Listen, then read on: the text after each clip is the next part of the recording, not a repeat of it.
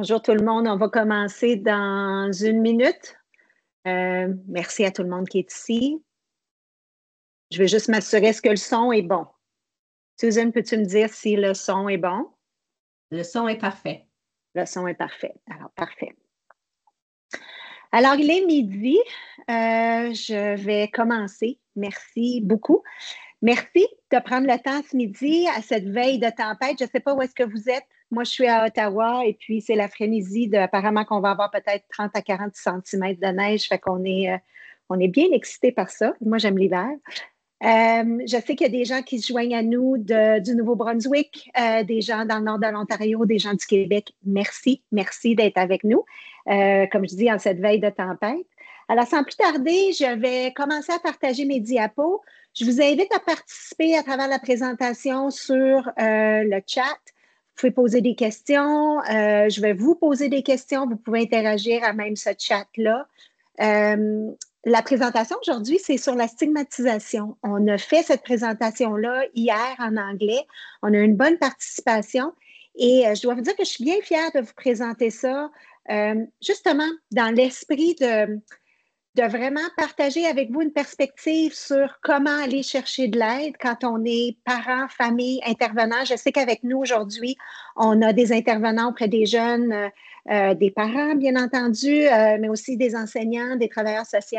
Donc, dans cette optique-là, on va parler de stigmatisation, puis de stigmatisation par rapport à la consommation chez les jeunes. Alors, je vais partager mon écran avec vous.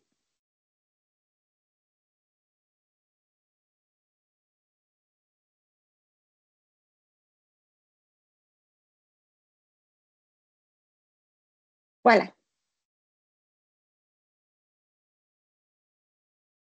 Alors, juste un petit rappel par rapport à Jeunesse sans drogue.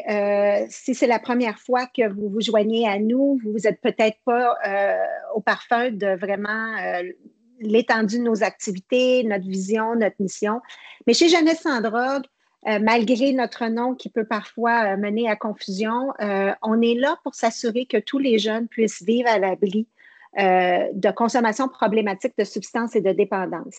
Donc, ce n'est pas une question de promouvoir l'abstinence à tout prix. L'abstinence fait partie des options offertes aux gens, aux jeunes, dans une optique de réduction des méfaits. Bien entendu, si les jeunes ou si une personne ne consomme pas, bien, elle va être à l'abri de la dépendance, mais ce n'est pas comme ça que ça fonctionne. On sait que des campagnes de peur ou des campagnes qui cherchent à être moralisateurs et de seulement dire vous ne devriez pas consommer juste parce que ce n'est pas une bonne idée. Ça ne fonctionne pas.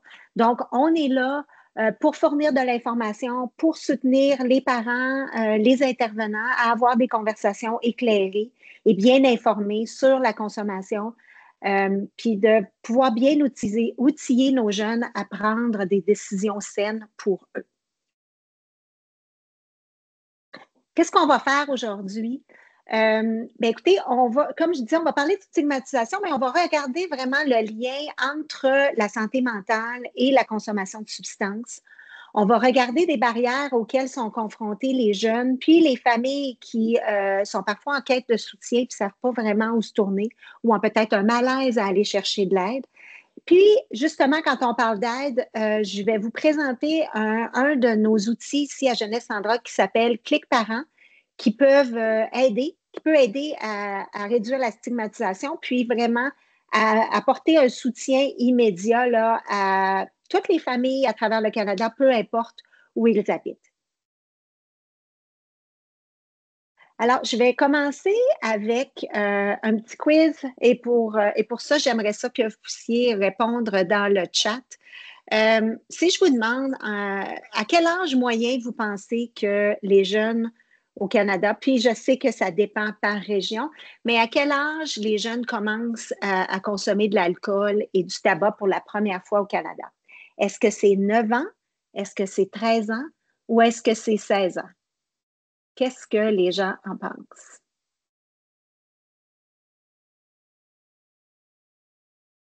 Là, moi, j'ai de la misère à voir mon chat. Je ne sais pas pourquoi. Donc, je vais rouler, puis honnêtement, je vais aller visiter le chat Je vais m'assurer qu'à la fin, on ait du temps pour avoir des questions, mais pour l'instant, j'ai de la misère à le voir. Fait que je vais vous fournir les réponses au fur et à mesure.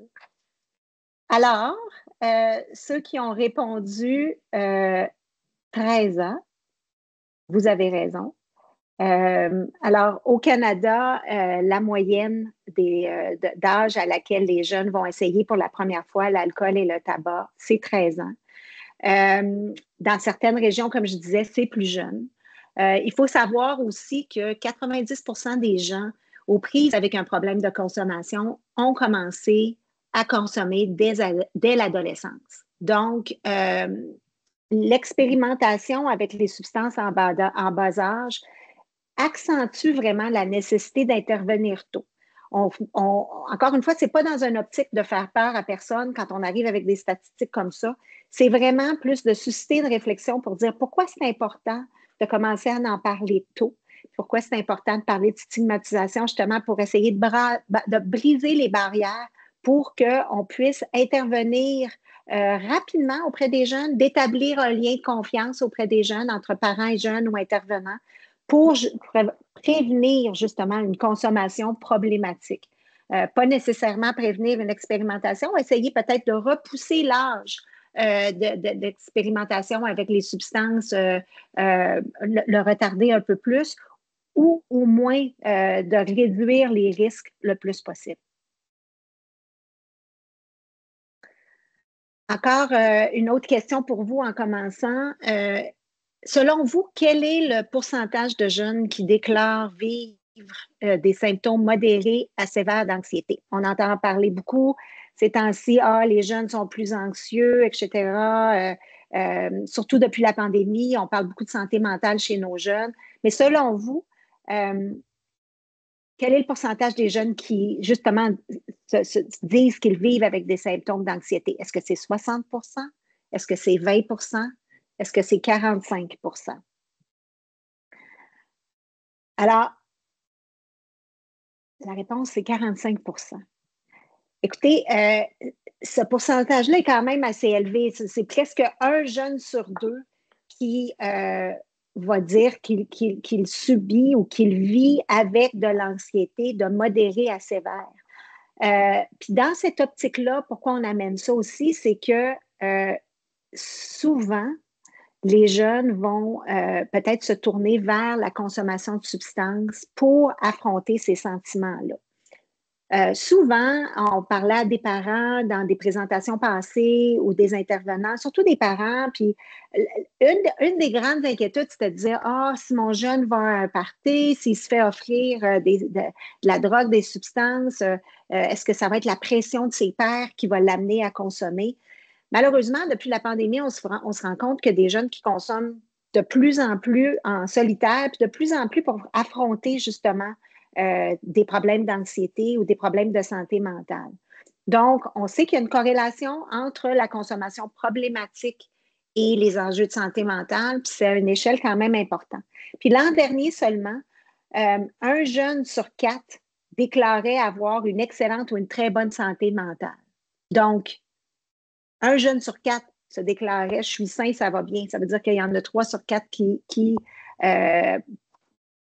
avouaient avoir certains enjeux en termes de santé mentale.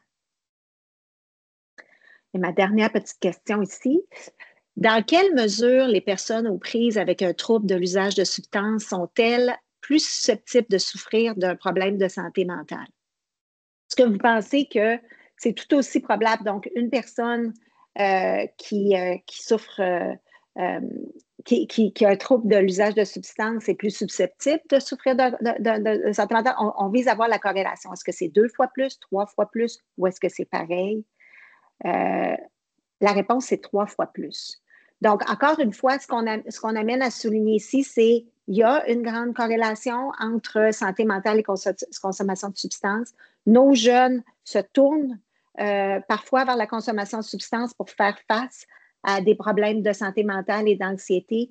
Donc, et on sait que l'âge moyen d'initiation ou d'expérimentation avec l'alcool, le tabac et 13 ans, 14 ans pour le cannabis. Donc, ce qu'on veut, c'est que nos jeunes puissent avoir accès rapidement à l'aide dont ils ont besoin, qu'on puisse intervenir avant cet âge d'expérimentation-là et qu'on ait les outils pour le faire et l'assurance de le faire aussi sans gêne. Alors, je vais vous parler un petit peu justement de consommation de substances et d'adaptation, d'utilisation de substances pour faire face à des problèmes de santé mentale. Mais on a des présentations, on a également beaucoup d'informations sur notre site web quand on vient à parler de risques de consommation d'alcool, de cannabis, d'opioïdes.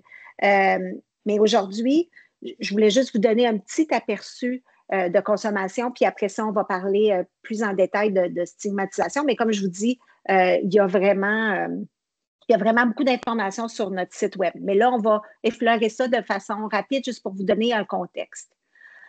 On sait qu'au Canada, environ 40 des jeunes au secondaire et 80 des étudiants au niveau postsecondaire déclarent avoir consommé de l'alcool au cours de la dernière année. Mais ce qui est intéressant par rapport à ça, c'est comme je disais, souvent on regardait ça d'un contexte où on pensait que c'est parce que mon jeune, il va à des parties, puis il se fait influencer, puis il est avec des amis, mais pas nécessairement parce que s'adapter devant un trouble de santé mentale, c'est un facteur déterminant aussi pour les jeunes d'utiliser de l'alcool. Donc, comme je disais, 40 des jeunes du secondaire admet avoir consommé de l'alcool au cours de la dernière année et 80 des étudiants au niveau post-secondaire. Quand vient le temps de parler de nicotine, donc on parle de tabac, on parle de vapotage. On sait que le vapotage continue de gagner en popularité au Canada. On avait fait des grands gains par rapport à la dépendance à la nicotine et la cigarette avec nos jeunes. Et depuis l'arrivée du vapotage, on se rend compte qu'on a fait des reculs par rapport à ça. Un adolescent sur 6 déclare avoir vapoté au cours des 30 derniers jours. Puis, honnêtement, une des raisons la plus courantes pour laquelle ils disent le faire, c'est pour se détendre ou pour soulager de la tension. Encore une fois, dans une optique d'utiliser une substance pour faire face à un stress ou pour relaxer, exactement. Cannabis. Parmi les personnes qui déclarent consommer du cannabis à des fins médicales au Canada, on sait aussi que l'anxiété et la dépression sont deux des problèmes de santé les plus souvent signalés par les Canadiens. Il y a aussi des problèmes de sommeil ou de douleurs chroniques, mais quand on demande aux gens pourquoi ils utilisent du cannabis à fin médicale, on parle beaucoup d'anxiété et de dépression. Et chez les jeunes âgés de 16 à 24 ans, l'anxiété et la dépression sont les deux raisons les plus courantes pour lesquelles on utilise du cannabis par rapport à des fins médicales. Et enfin, sur les opioïdes, la consommation d'opioïdes à des fins non médicales au niveau secondaire est plus élevée de façon significative que la consommation chez les jeunes du secondaire. Donc, c'est plus par rapport à, souvent quand je parlais d'âge d'initiation, là on va pour un niveau postsecondaire par rapport à la prévalence de l'utilisation. Mais parmi ceux qui déclarent utiliser des opioïdes pour des fins autres qui sont prescrits, donc à titre récréatif, mais 1 sur 8 déclarent le faire par rapport à leur stress. Donc, tout ça pour dire que la consommation de substances est largement considérée comme une stratégie d'adaptation par rapport à la gestion du stress et de l'anxiété et de la dépression, mais on appelle ça une stratégie inadaptée parce que ce n'est pas une stratégie qui peut être considérée à long terme comme saine pour pouvoir faire face à des enjeux de santé mentale.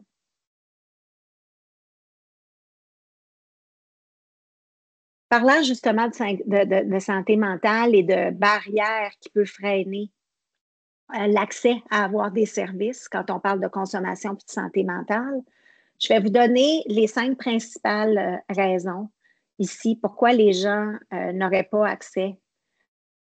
74 des gens vont dire que c'est des longues listes d'attente, donc c'est difficile d'aller avoir accès à par exemple, un psychologue ou un psychothérapeute avec des fonds publics, il y a des longues listes d'attente.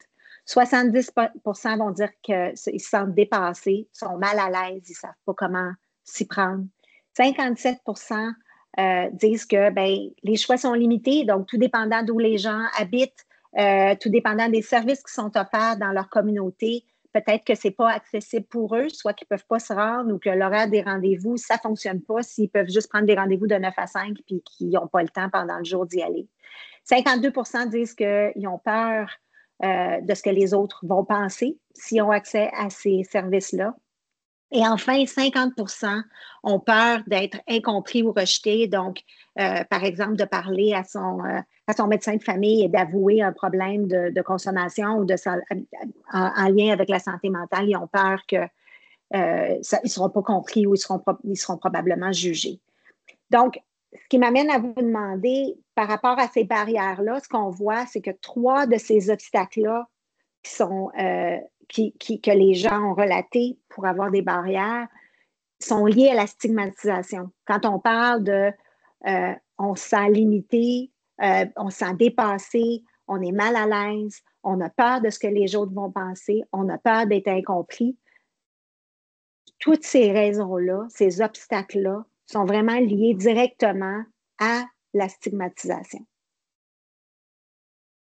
Et 40% des parents disent que si son jeune expérimentait un problème de santé mentale, il serait gêné d'en parler, puis il n'en parlerait pas.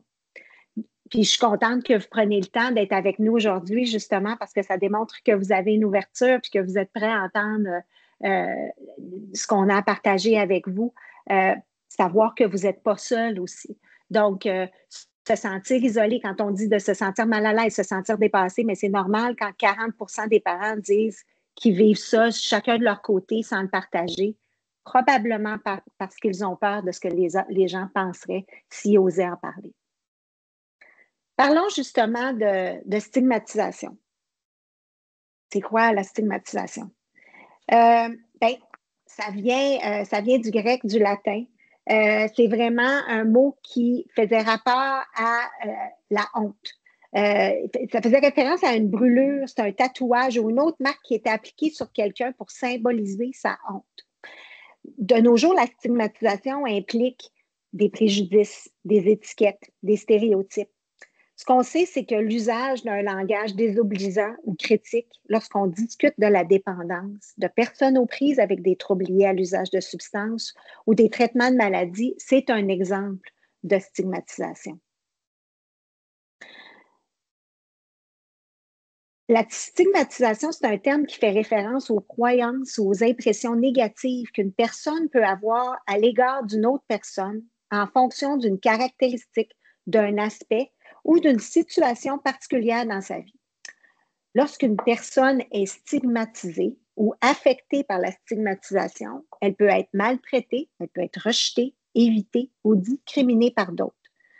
Parmi les exemples courants d'aspects pour lesquels une personne peut être stigmatisée, par exemple, on peut parler de race, de sexe, de religion, d'orientation sexuelle, de situation financière ou de santé globale. Ça signifie qu'à tout moment où votre langage, votre attitude, vos croyances sont centrées sur le fait de traiter une personne comme inférieure en se basant sur une caractéristique ou une situation, vous discriminez cet individu. Il est important qu'on se rende compte que, parce que parfois, on va dire, ben moi, je ne suis pas interpellée par ça, moi, je suis sûre que ça ne s'applique pas à moi. Mais en fait, on peut contribuer, vous allez voir peut-être certaines fois, sans même le savoir, on peut contribuer à stigmatiser en société des gens autour de nous sans qu'on s'aperçoive qu'on le fait. Et malheureusement, en perpétuant ces attitudes-là, les gens qui ont vraiment besoin d'aide, nos jeunes en situation de consommation, n'auront parfois pas accès à l'aide dont ils ont besoin à cause de cette stigmatisation-là. Comment ça marche? Parce que je disais, ben, OK, on fait ça, on peut faire ça sans savoir qu'on fait ça. Mais en réalité, comment ça se produit? Puis je vais vous montrer un cycle, puis je vais utiliser des exemples pour démontrer comment ce processus se déroule. OK? Donc, dans un premier temps, on parle d'étiquetage. La première chose qu'une personne qui consomme peut subir quand on parle de processus, c'est l'étiquetage. Ça se produit lorsqu'une personne essaie d'identifier un autre individu par une caractéristique. Là, encore une fois, j'aurais donc aimé pouvoir utiliser mon chat, mais là, ça ne marche pas tout de suite. Mais quand je parle de gens qui consomment, des gens qui ont utilisé, qui ont décidé de par exemple, quelqu'un qui souffre d'alcoolisme.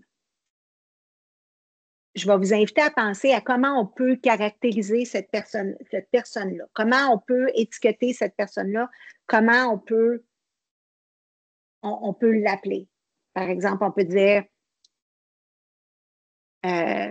Julie, c'est un ivrogne. Julie, c'est une alcoolique, par exemple. Ça peut être un des termes qu'on peut utiliser. On peut utiliser les termes comme cette personne-là, c'est une accro, c'est un junkie, c'est une droguée, c'est un toxicomane.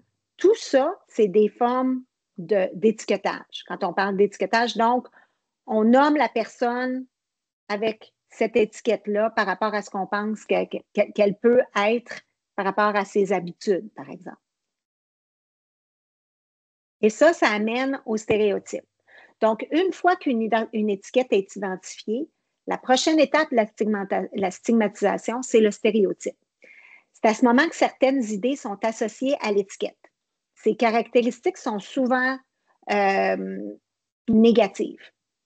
Par exemple, si je vous dis, comme tout à l'heure, je parlais d'alcoolique. Quand on dit alcoolique, qu'est-ce qui nous vient en tête? On peut peut-être penser à, ça, c'est une personne qui peut conduire avec des facultés affaiblies. C'est une personne qui est probablement dépressive. C'est une personne qui peut être violent, impulsif. Donc, ça peut être, aussitôt qu'on a mis une étiquette, là, tout à coup, on se demande, on commence à associer des caractéristiques négatives à cette personne-là. Si on parle quand tantôt je parlais de junkie ou de drogué, peut-être que les stéréotypes qui viennent avec cette personne-là, c'est que c'est une personne qui est désespérée, c'est une personne qui est faible, c'est une personne qui est irresponsable. Et ça nous amène à des réactions négatives. Donc, lorsqu'une personne est étiquetée et puis qu'il y a des stéréotypes en plus de ça négatifs qui sont associés à cette étiquette-là, là, tout à coup, on peut réagir de façon négative envers quelqu'un qui consomme des drogues, par exemple. On peut penser qu'on doit se méfier, on doit les ignorer, les craindre. Ça arrive même que ces personnes-là peuvent être harcelées ou insultées. Je vous donne un exemple. Quand on parlait tantôt de quelqu'un on met une étiquette d'alcoolique, qu'on arrive avec des stéréotypes comme cette personne-là doit conduire avec des facultés affaiblies ou manque de jugement ou je ne ferai pas confiance, par exemple. La réaction négative, c'est peut-être en tant que parent, si je me doute que peut-être un des autres parents dans l'équipe de hockey, j'ai entendu dire que cette personne-là boit beaucoup, puis qu'il y a eu cette étiquette-là d'alcoolique, tout à coup, on peut dire, moi, je ne laisserai pas mon enfant embarquer dans la voiture avec cette personne-là parce que cette personne-là n'est pas digne de confiance et devrait pas avoir la responsabilité d'amener des enfants en voiture. Et la dernière étape de ce cycle-là, c'est que tout à coup, là, justement, il y a une discrimination. C'est la troisième phase, la stigmatisation par rapport quand on a commencé avec l'étiquetage. C'est qu'une fois qu'une personne est étiquetée, est stéréotypée, est vue sous un jour négatif, devient fort probable qu'elle sera victime de discrimination. On pense que ces gens-là sont pas dignes de confiance en raison des étapes précédentes, en raison des étiquettes, en raison des attitudes négatives qu'on a envers cette personne-là. Puis ces personnes-là peuvent voir se refuser un emploi. Ou dans le cadre de ce que je disais tout à l'heure, un parent qui est dans la même équipe de hockey que mon enfant, si cette personne-là mettait son nom, par exemple, pour dire « Moi, j'aimerais ça être entraîneur l'année prochaine », est-ce qu'il y aurait des chances que cette personne-là soit discriminée ou qu'on pense que cette personne-là n'est pas digne de confiance parce qu'une étiquette d'alcoolique qui a été attribuée à cette personne-là? Puis ces sentiments-là peuvent être intériorisés par la personne qui les subit. Puis, en fait, ce que ça amène, c'est que ça amène la personne, au lieu d'aller chercher de l'aide, amène la personne à consommer encore plus pour avoir à gérer ces sentiments négatifs-là qu'ils ont par rapport à leur estime de soi, en ayant reçu l'étiquette, en étant témoin des stéréotypes qu'on lui donne et de la discrimination. C'est pas un incitatif à une personne d'aller justement chercher de l'aide. La stigmatisation va faire que cette personne-là va probablement beaucoup plus se replier sur elle-même et l'inciter en plus à aller consommer plus pour pouvoir faire face à ces réactions négatives que son comportement génère.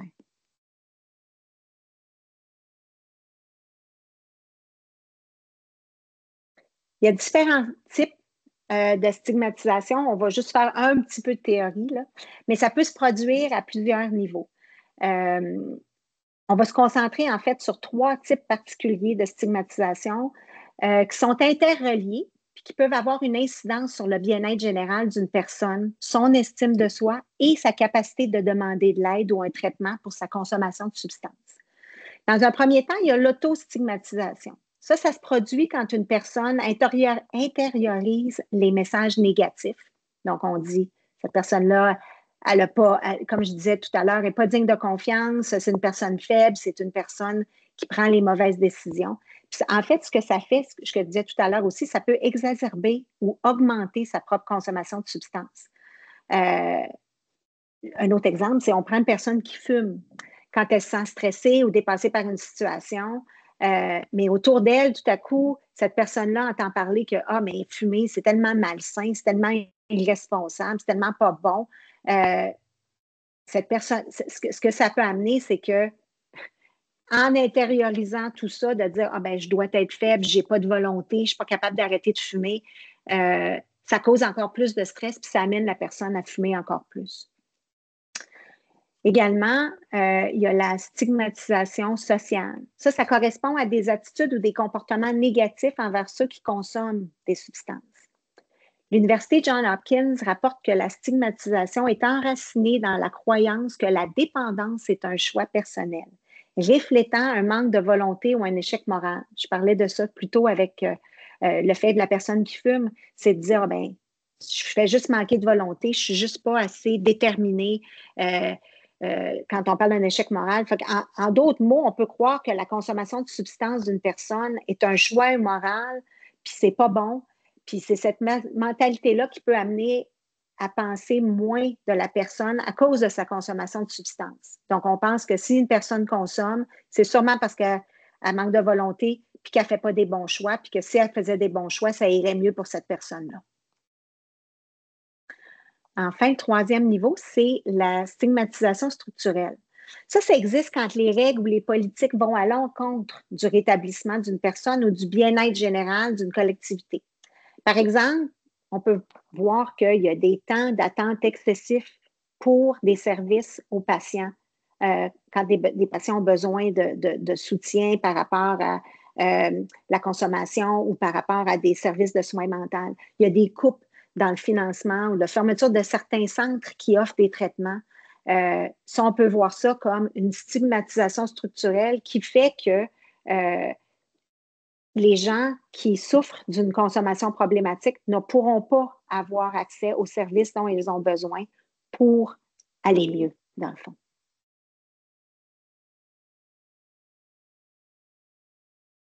Encore une autre petite question. Comment la stigmatisation affecte la consommation de substances? Donc, je vous ai donné 4 énoncés ici.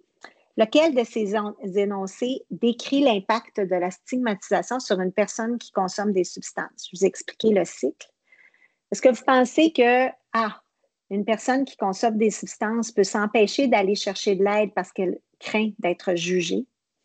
B, est-ce que vous pensez qu'une personne qui consomme des substances peut avoir de la difficulté à se trouver un emploi et un logement? C, Est-ce que vous pensez que la consommation de substances peut affecter la qualité des soins d'une personne, qu'une personne va recevoir du réseau de la santé?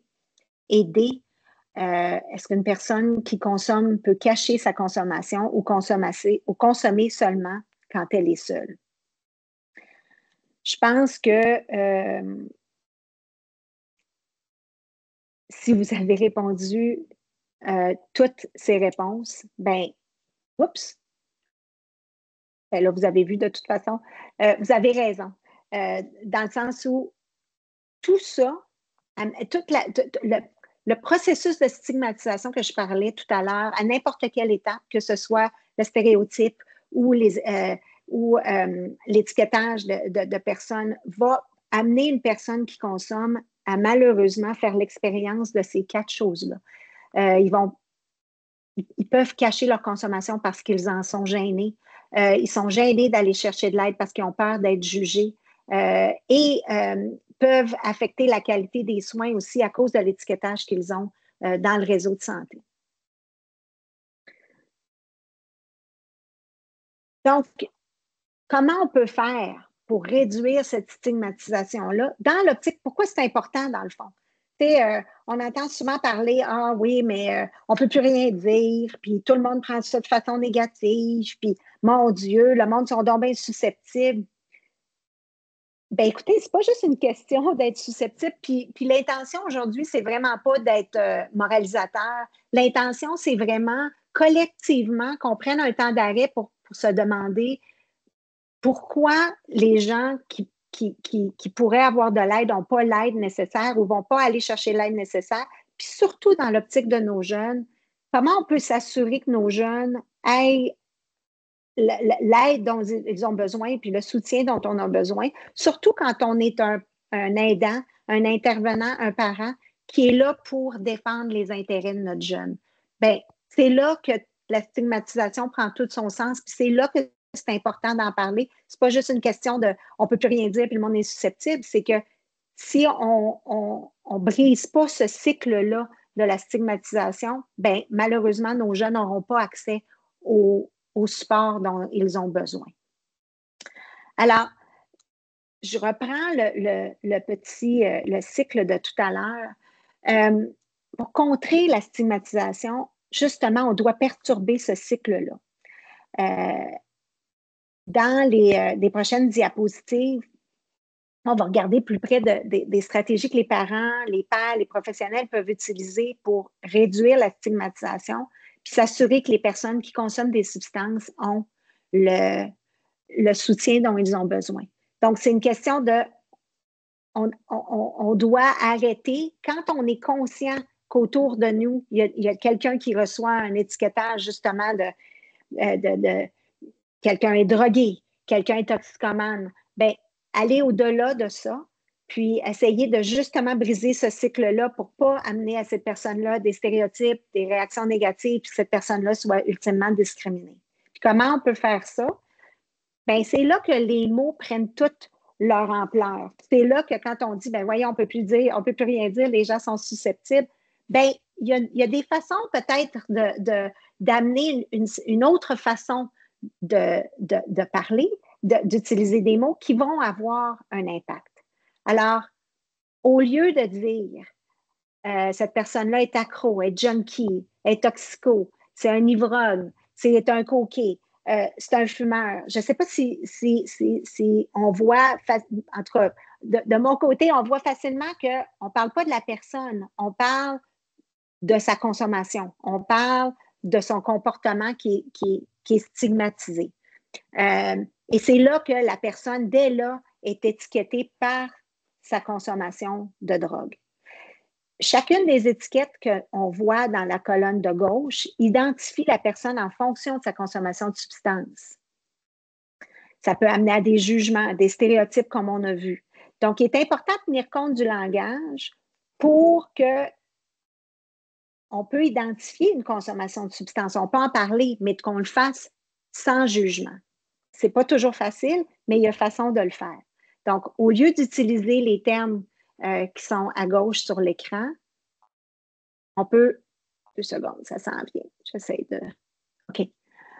On peut parler de la personne. Donc, une personne qui consomme des drogues ou des substances. Vous voyez, il y a une différence entre parler d'un toxicomane et d'une personne qui consomme des drogues ou des substances. L'emphase est ici sur la personne et non pas sur ses habitudes. Cette personne-là n'est pas dans son entité un toxicomane. Cette personne-là, elle consomme des drogues et des substances et beaucoup d'autres choses. Ou une personne avec un problème de substance ou une dépendance. Une personne qui a une expérience vécue par rapport à la consommation. Ou une personne qui consomme occasionnellement. Vraiment, encore là, c'est l'important d'identifier l'individu comme une personne entière plutôt que de l'identifier en fonction de sa consommation de substances. De cette façon-là, il n'y a pas de jugement de valeur qui est fait.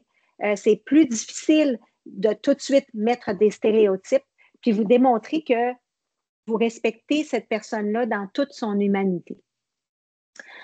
Je vais partager une petite étude qui a été faite par la Harvard Medical School puis l'Université de Colombie-Britannique en 2010, qui a révélé qu'un changement de langage peut avoir un impact sur la façon dont nous traitons une personne qui consomme des substances. Dans cette étude-là, 314 personnes ont reçu 2 études de cas différentes sur la consommation de substances. La première personne a été identifiée comme un toxicomane, alors que la seconde a été identifiée comme une personne ayant un trouble lié à l'usage de substances. Puis après avoir lu les études, les participants ont été interrogés pour déterminer les différences entre les deux.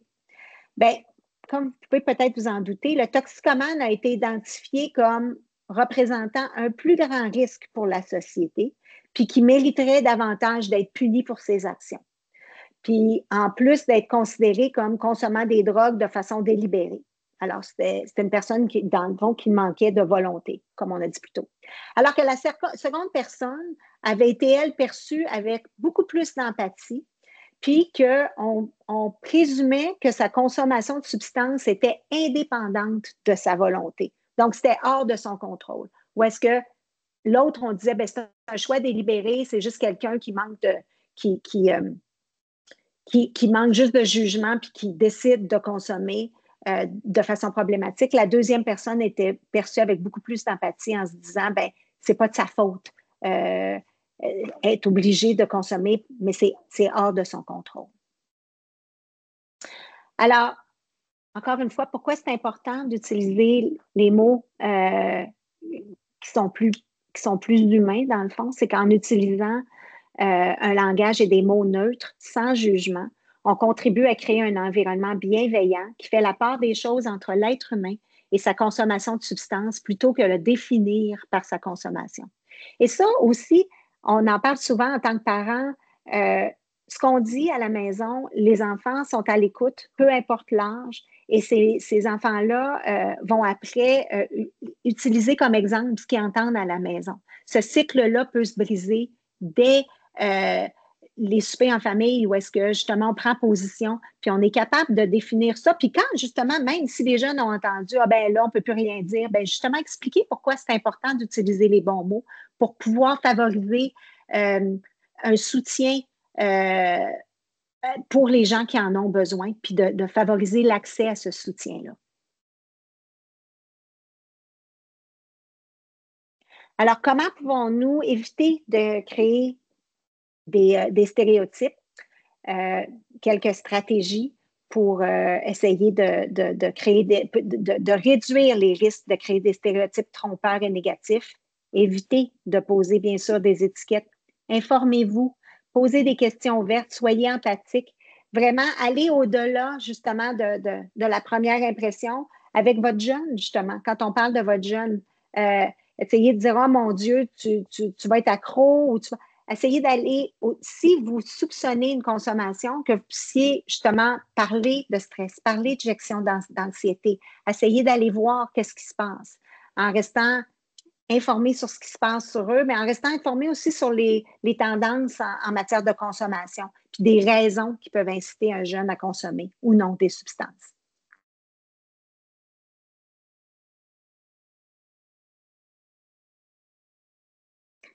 Je parlais de créer des milieux de vie inclusifs et bienveillants à la maison, justement en essayant d'utiliser un langage qui est neutre et sans jugement.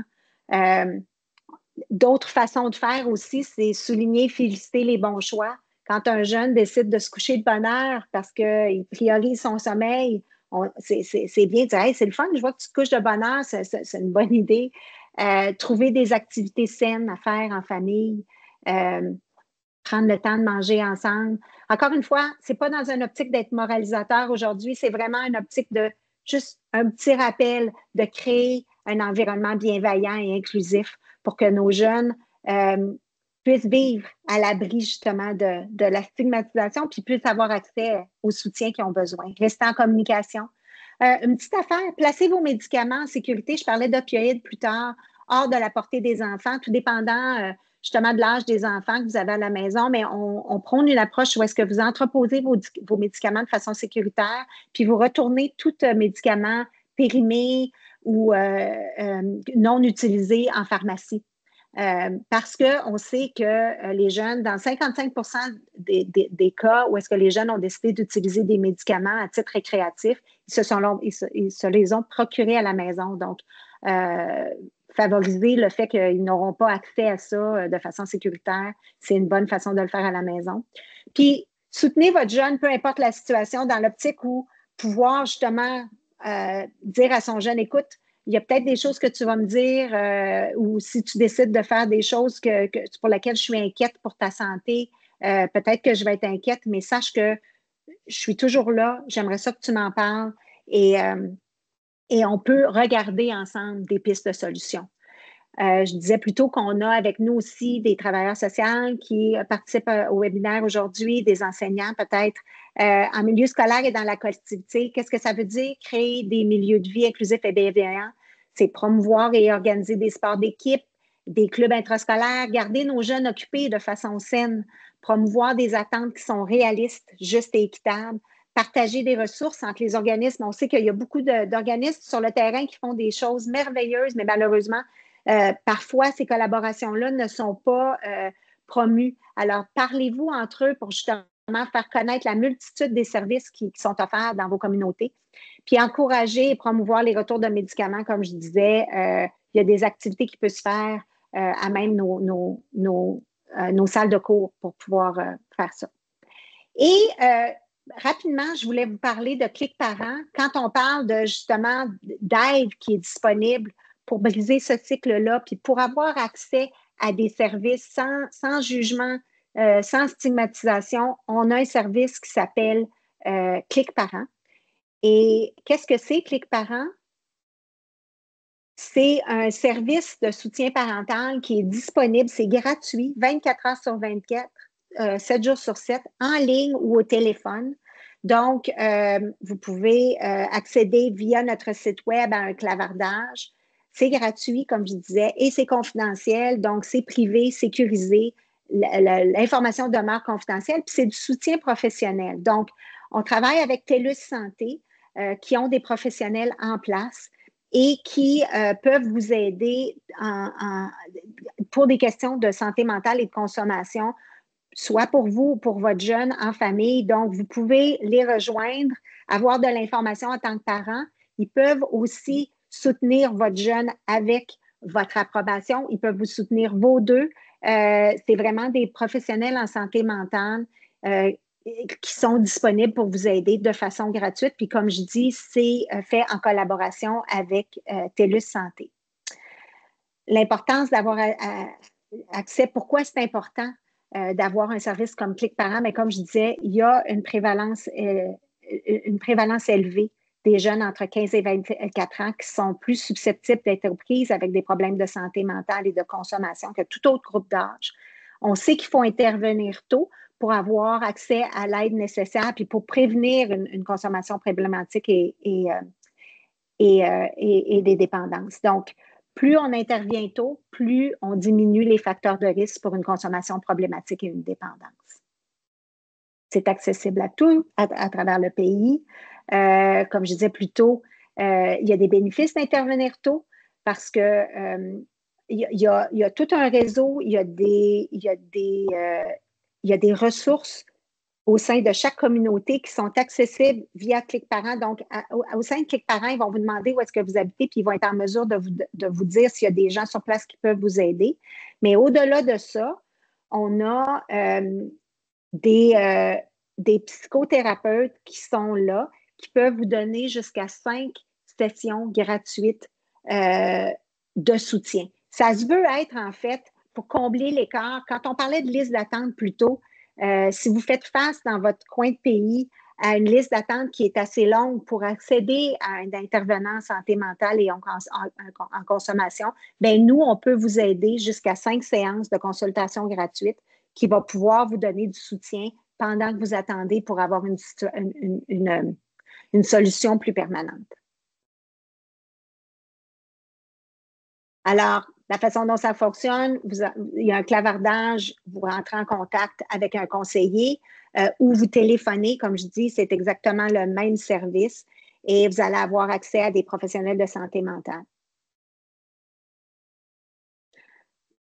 On veut vous rassurer aussi que votre dossier personnel sécurisé va être confidentiel. C'est sûr qu'ils vont vous poser des noms, ce n'est pas anonyme. Parce que, comme je dis, si vous avez 5 séances, ou s'il faut qu'ils vous réfèrent à quelqu'un d'autre, il faut que la personne au bout du fil ou au bout du clavier soit en mesure de fournir vos coordonnées pour qu'on puisse faire un suivi qui va être informé que vous n'avez pas besoin de répéter votre histoire à chaque fois que vous téléphonez. Mais toutes ces données-là vont être conservées de façon confidentielle et sont protégées par les lois canadiennes sur la protection de la vie privée. Fait que je voulais juste faire une petite différence entre anonyme et confidentiel. Le programme n'est pas anonyme, mais il est confidentiel. Encore une fois, voici le numéro de téléphone. Ce numéro de téléphone-là, 1-866-381-1511, est disponible sur notre site Web. Puis aussi, sur le site Web, il y a directement l'accès pour clavarder de façon immédiate avec un préposé là, au sein de notre outil Clic Parent. La présentation tire à sa fin. Je veux vous remercier d'avoir pris le temps d'être avec nous. Vraiment, aujourd'hui, l'objectif, c'était de prendre un temps d'arrêt et se poser des questions sur quels peuvent être les obstacles pour obtenir le soutien dont on a besoin quand on partage la vie ou on est en interaction avec des jeunes autour de nous dans la vie puis qu'on veut les soutenir quand vient temps de soit une consommation problématique qui est déjà amorcée ou soit qu'on a peur puis qu'on ne sait pas trop comment en parler ou il y a une santé mentale puis on a peur justement qu'un mécanisme d'adaptation puisse devenir une consommation problématique. Bien, on espère qu'avec les outils qu'on a parlé aujourd'hui puis avec la stigmatisation, on a été capable de mettre la lumière sur l'importance d'utiliser les bons mots, l'importance de pouvoir briser ce cycle-là, puis de vous offrir une piste de solution. Il y en a plein d'autres pistes de solutions avec d'autres organismes. On travaille dans un écosystème où est-ce qu'il y a beaucoup d'œuvres qui ont la cause des jeunes à cœur puis qui offrent des outils, mais Clic Parent est un outil fiable aussi, français-anglais, auquel vous pouvez avoir accès, puis on vous invite à le consulter si vous avez besoin. Puis on remercie TELUS Santé de nous aider à fournir ça, puis aussi le soutien financier de la Banque TD aussi, qui nous aide à fournir ce service-là gratuit à travers le Canada. J'ai un petit code QR ici pour accéder directement, si vous voulez, dès maintenant. Comme je dis, vous pouvez vous rendre sur notre site Web, c'est facilement accessible, mais vous avez le code QR ici qui va vous amener directement à notre site Web. Non, ce QR-là va aller directement à Clic Parent sur notre site Web. Alors voilà, je vais revenir. Là, je vais peut-être pouvoir accéder, vu que je ne partage plus, au chat, voir s'il y a des questions. Puis vous pouvez toujours aussi communiquer avec nous là, à info-jeunesse-sans-drogue-canada.org si vous avez d'autres questions. Mais je vais juste regarder si je suis capable de voir le chat maintenant. Ah, ben oui, vous avez répondu, vous avez été fin. Je vois que j'avais toutes les belles réponses. J'ai maintenant accès. Ben merci. Je vous remercie beaucoup. On a aussi un petit questionnaire à la fin, un sondage à remplir Si vous avez 2 minutes, c'est pas long. S'il vous plaît, ça nous aide à avoir du financement pour offrir nos webinaires de façon gratuite. Je vous remercie profondément d'avoir pris le temps avec nous aujourd'hui. Soyez prudents sur la route dans les prochaines heures. La tempête s'en vient, je ne sais pas, tout dépendant de où est-ce que vous allez être. Puis, je vous souhaite une agréable journée. Merci beaucoup.